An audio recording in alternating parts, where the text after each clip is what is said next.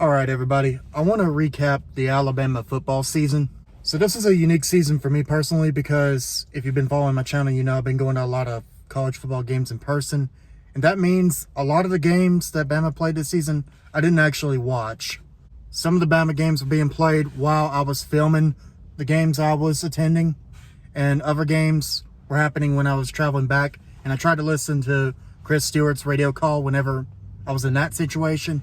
I still cannot believe that Alabama let Eli Gold go and let him go to Jacksonville State. That is still crazy to me. You know what? I blame that for Alabama missing the playoffs. That's what you get for letting Eli Gold go. So the first game of the season for Bama was against Western Kentucky. I filmed that game. Bama blew them out 63-0. Nothing to say about that game. The second game was against South Florida.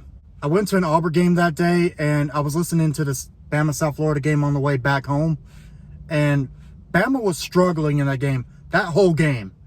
Like, it was a tight game until like 5 minutes left in the fourth quarter.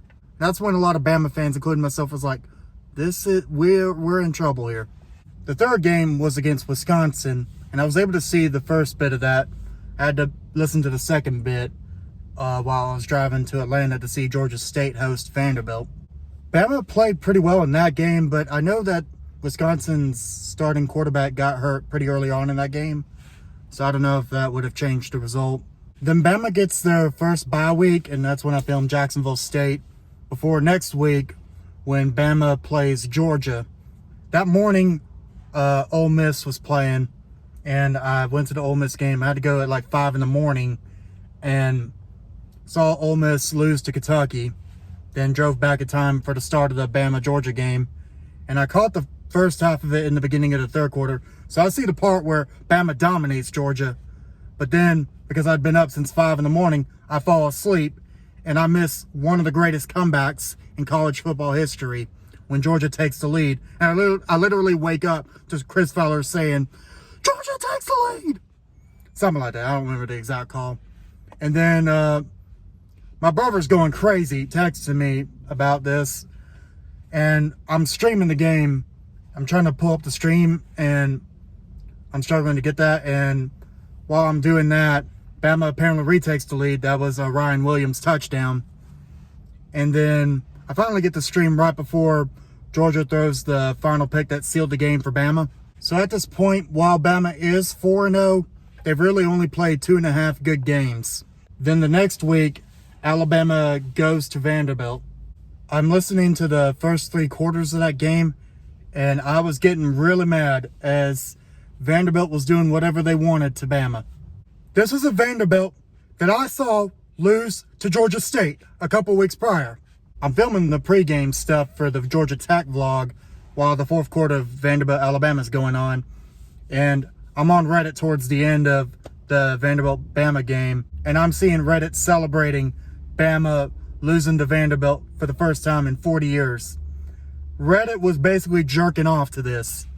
I blame that loss on Nick Saban. Nick Saban just had to go on ESPN and say that Vanderbilt was the easiest environment to play in. And Vanderbilt was playing that clip after Vanderbilt beat Alabama. Next week, Alabama plays South Carolina, and they apparently almost give that game away. Now, I didn't listen or watch any portion of that game because I was covering Alabama A&M, and those games basically coincided with one another. So at this point, Bama is technically 5-1, but they've only played 2.5 good games. Alabama goes to Tennessee to take on the Tennessee Volunteers. I was listening to that game on the radio, and from what I was hearing during that game, it seemed like both teams were trying to give each other the game. That game is a tight, low-scoring affair. When I arrive at Vanderbilt to make fun of Alabama losing to them a couple weeks prior, that's where I had the paper sack walking around the stadium that whole game.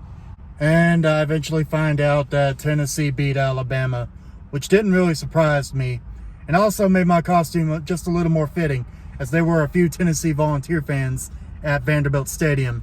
The next week, Alabama takes on the Missouri Tigers, which is also a ranked team, and Alabama plays a pretty good game in that one. And I was actually able to catch the second half of that one on TV because I was attending the Mississippi State game earlier, but Mississippi State and where I live is pretty close.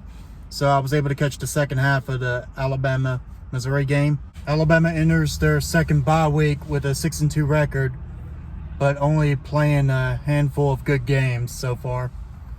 And that bye week, I see the UAB Blazers play their football game, and that ended up being a blowout, so I left that at halftime.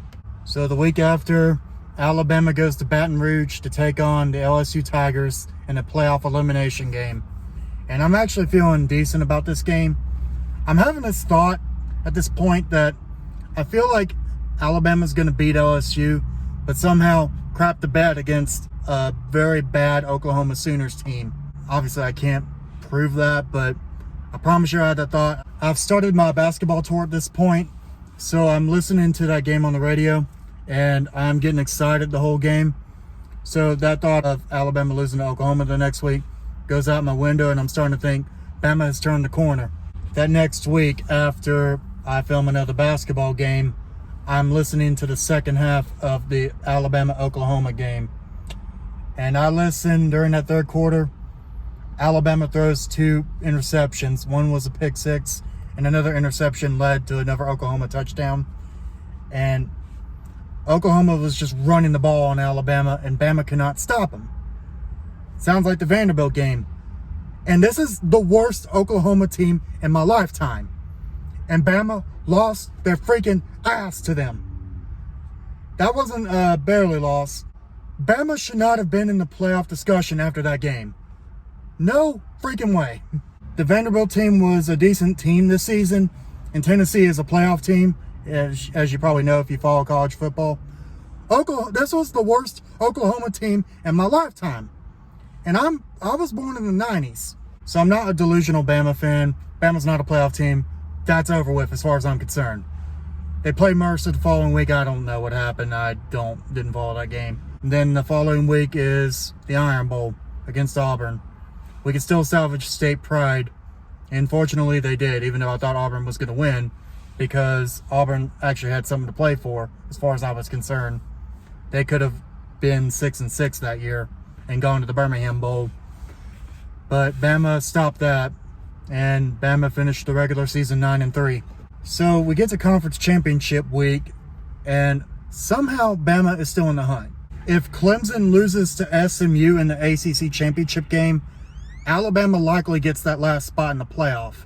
Now, I still believe that Alabama is not deserving of a playoff spot, and teams like Army, BYU would probably deserve it more than Bama. Not Miami or South Carolina, though. Miami, you should have lost to Virginia Tech, and South Carolina, head-to-head matters.